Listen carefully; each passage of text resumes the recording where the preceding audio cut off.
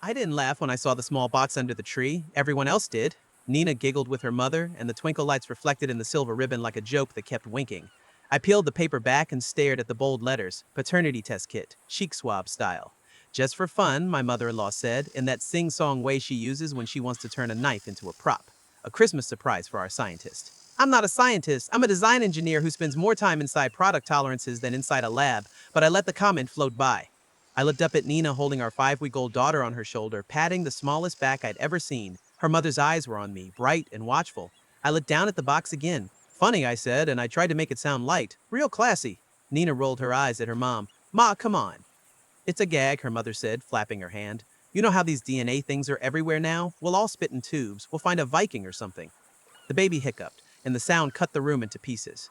I put the box on the coffee table and told myself I would forget it next to the empty plates and pine needles.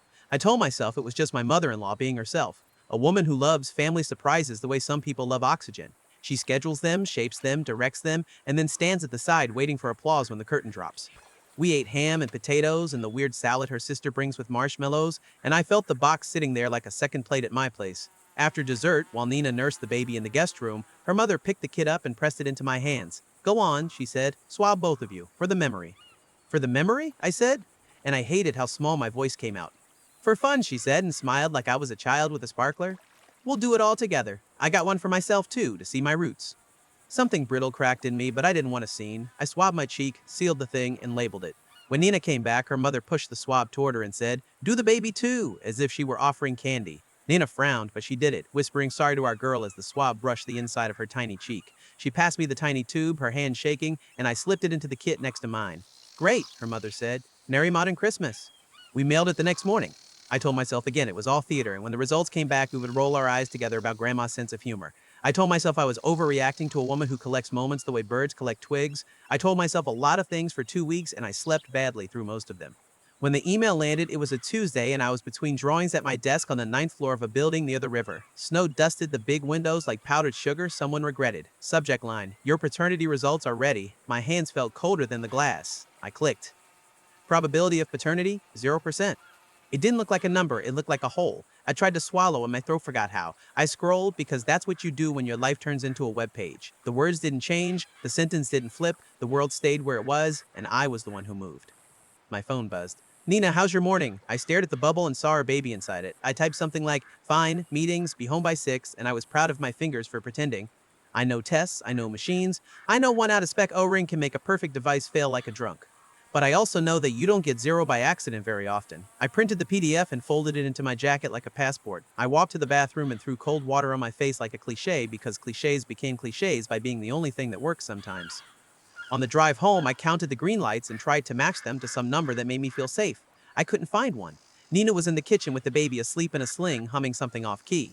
She looked tired in the way new mothers look, a soft tired, the kind that comes with a glow if the light hits right. I stood in the doorway with the printout in my pocket and 100 words blocking the path to my mouth. How is work? She asked, and her voice was simple as a glass of water. Fine, I said. It scraped coming out. We got the thing from the test.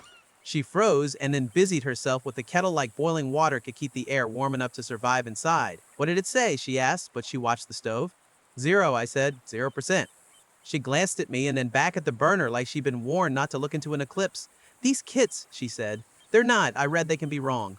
I know they can be wrong, I said, and I heard the engineer in me step forward, not to help, but to make a list of everything that could be wrong. Contamination, mislabeling, chain of custody. I also heard the man who wakes up at 3007 a.m. to change a diaper and breathes in milk and baby shampoo and wants to live inside that smell forever. But 0 is a big word. She lifted the sling and kissed the baby's head, and I watched her lips touch my daughter's hair and felt something inside me tilt and squeal like old metal. Your mother, I said, and then I stopped, because saying that sentence has a gravity you can never stop once you release it. Don't, Nina said, quiet as a prayer. Please don't start with my mom. She put this in our house, I said, and now the room was a courtroom. She wrapped it and put it under our tree. It was a joke, Nina said, tears in the corners like glass. She was trying to be funny. It's not funny. I know. My hands were sweating and my mind was reaching for ledges. I took a breath. We'll do a legal test, I said. A lab 1, chain of custody. I'll schedule it tomorrow. I had the sentence ready before my mouth asked permission. If it says what this says, we do what we have to do. If it doesn't, we burn this email and we never speak of it again. She nodded like a lifeboat. Okay. I wanted to hold her then, to share the storm, but the PDF in my pocket crackled when I moved, and we both heard it. I went to the bedroom and shut the door and stared at the ceiling and wondered when my house stopped being my house and became a set. The thing about a number like zero is it doesn't sit in a corner and mind its own business. It walks the halls and touches your pictures. It whispers at night. It points at things you didn't think were relevant and says, look again. That week, I logged into the 529 plan we opened when Nina was pregnant because saving money is the way I feel safe. It wasn't supposed to be exciting. It was supposed to be boring and steady like a furnace in January. The balance was lower than it should have been. I scrolled through the transactions, $4,000 withdrawn last month. Memo line, medical. My heart punched the inside of my ribs like it wanted out. We hadn't had a big hospital bill. The delivery was covered with the usual insurance hassle. I scrolled again. The money had gone to an account under Nina's name. I called her. Why is there $4,000 out of the 529? I said, and I didn't introduce the weather first. Doctor, she said, I told you, I had that weird postpartum thing, the bleeding. The insurance covered it, I said. I read the EOB. She breathed into the phone like she was trying to inflate an air mattress in one go. My mom's doctor, she said. He doesn't take our plan. I went to him once. He ran tests. Your mom's doctor? He's amazing, she said, and I heard the loyalty she reserves for her mother's choices. He's helped her with everything. He helped himself to our kids' college fund, I said. It's our money, she said, and I heard something hard in her voice I hadn't heard before. Not for this, I said. Not for anything but our kid. Silence. The kind that whistles. I could feel a rail coming off somewhere under me. I hung up and sat staring at the screen like it would reverse the charges if I glared hard enough. Then I did the thing you do when the ground moves, you widen the search. I pulled up the credit card statements. I looked for anything that lined up with the wrong kind of days. Nina does yoga on Wednesdays and Saturdays at a studio 3 blocks from the lake. Her mother loves that about her, tells everyone that her daughter keeps her center. On 3 separate Wednesdays in the last 2 months, there were cash advances at an ATM near a juice bar on the same block. The amounts were neat, like someone who likes their Ys even. 180, 200, 240. Saturday had a similar friend. I stared at the screen and felt the slow burn of math. I don't make detective stories out of people's lives for fun, but when a number like zero sits on your couch and crosses its legs, you count cushions. I checked Venmo next. We'd sent each other pizza money and grocery repayments for years. Her feed was public the way most people's feeds are public by accident. Most of it was boring coffee cups and leaf emojis. But every third Saturday at 2006 p.m., the same profile popped up. Tyler. The little circle photo was a man in a gray hoodie on a beach. His handle had the word breath in it. Payment notes were hearts and the word class with a sparkle. Sometimes there was a little shh face. My own face felt hot. I asked Nina that night while she was folding tiny onesies like they were exhibits. Who's Tyler? Tyler? Dash is. On Venmo, I said. Breath with Ty, the hearts, the hush face. She didn't look up from the laundry right away. Yoga instructor, she said. He runs private breath sessions for new moms. It helps with stress. You can Google it. Does Googling it come with hearts? I asked, and it sounded petty, and it also sounded like the closest available truth. She set down a pair of cherry print socks and pinched the bridge of her nose. I tip him. He's helped me. The emojis are stupid. I'll stop. How much are you tipping? I asked. I don't know, she said. 20? 30? He's getting 200, I said. On days you also take cash out near his studio. Are you tracking me? She asked, and there it was, the switch to making me the problem. She's not good at it. It came out shaky, like I'm a suspect.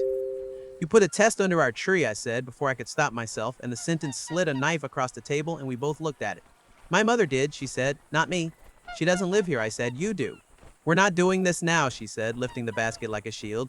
I'm exhausted, I'm bleeding, I'm feeding a human. If I spend a little money on breathing, arrest me.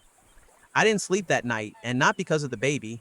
In the morning, I made an appointment at the lab near the courthouse for a legal paternity test. They explained the chain of custody, the strictness that turns a swab into a statement. They scheduled us for Friday. I texted Nina the time, and she wrote back a single okay. I wrote back thank you and stared at the two words together like they meant something they didn't. I also made one more plan, the kind I didn't tell anyone because saying it out loud would make it sound like a TV show. I looked up Tyler's studio. Their website promised somatic breath, gentle flows, the nervous system as a river. The schedule showed a Saturday dad-friendly free class. I circled it with a finger on the screen like I was drawing a target. I am not the man who goes to confrontations. I am the man who runs models to make sure the thing fits on the second try. But my house had turned into a test cell, and I needed to see the thing that was wrong. On Saturday, Chicago felt like a refrigerator you forgot to close the door on. The sidewalks were that slick shining kind that look safe until your heel lies. I walked into the studio in a hoodie and the oldest sweatpants I own. Plants hung in macrame. A chalkboard asked, "What are you holding today?" In a handwriting that wanted you to answer something that could fit in a fortune cookie. People sat on mats and closed their eyes like the air in the room kept a secret. A man stood at the front with a calm face and expensive hair, wearing the kind of gray hoodie I'd seen on Venmo. He clapped softly to get our attention the way kindergarten teachers do when they don't want to wake a sleeping baby. Welcome, he said, voice warm as tea. I'm Tyler. We're going to breathe together. We're going to let go. I wanted to tell him I had already let go of sleep, of the idea that people meant what they said, of the illusion that money sits quietly where you put it. I rolled a mat out to the side and waited. He paced, smiling gently, and when his eyes reached me, there was a flicker, the shock of recognition people get when radar picks up a plane they didn't expect. After class, I waited by the front desk where little jars held rocks with words like trust and grace on them. He came up with a towel and a bottle of water he hadn't opened. Hey, he said, still professional polite. First time? First time, I said. Eric.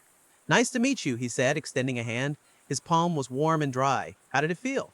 Like I was watching someone else relax, I said. I need to ask you something. He tilted his head. Sure. My wife does private sessions with you, I said. Nina. He didn't flinch. That annoyed me. Nina is wonderful, he said. She's working through a lot. New moms carry so much. Does carrying include paying you with hearts? I asked. And hush faces? He rested his hand on the desk. The rocks didn't move. Some clients leave emojis, he said. It's Venmo. It's casual. It's sometimes silly. Do they also leave cash out after withdrawing at the ATM down the block? I asked, and my voice had an edge I'd been pretending I didn't own. Eric, he said, lowering it like we were suddenly conspirators, I'm sensing a lot of activation in your system. Maybe we should sit down and do some breath. My system is activated by the fact that my wife gave you $200 on days she said she was in a class. It's activated by hearts next to your name. It's activated by a test that says, I'm zero to my daughter. That last sentence hit the room like a dropped barbell. His eyes changed. He took a breath. One you could hear was trained. I'm sorry you're going through that, he said carefully. It's not my place to step into your marriage. You're standing in it, I said. I provide a service, he said. You provide something, I said, and you take something. He pressed his lips and looked at the door and then back at me.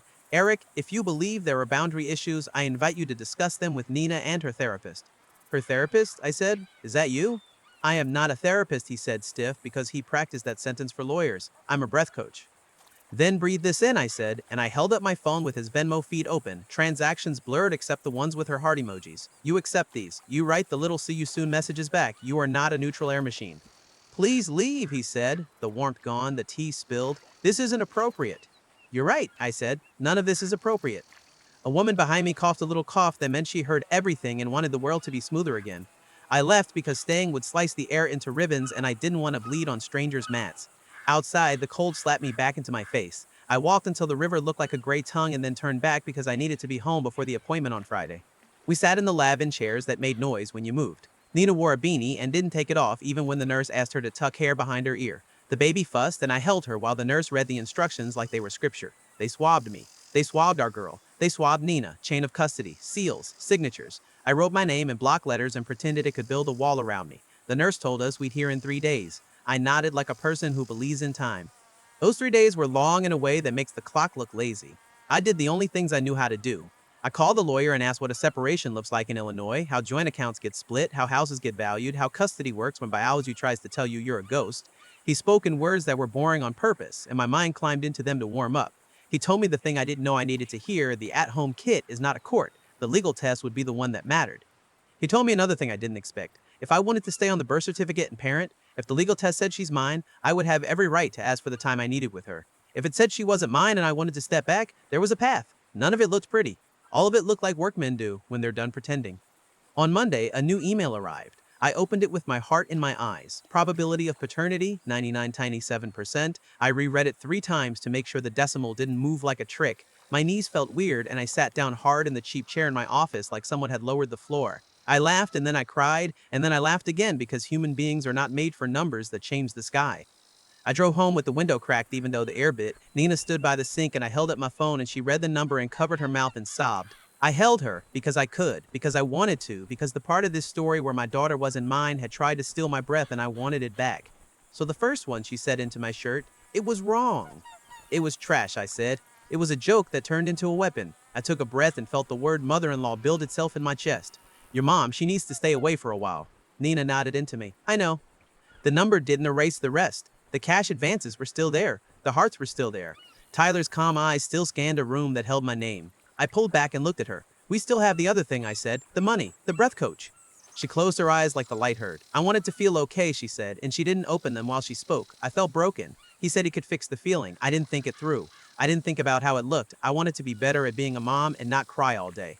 You could have told me, I said, and for the first time since Christmas, I heard pure sadness in my voice without the edge. You could have asked for $200 to breathe. You didn't have to steal our kid's future to buy air. I'm sorry, she said, for the money, for the hearts. I'll make it right. How?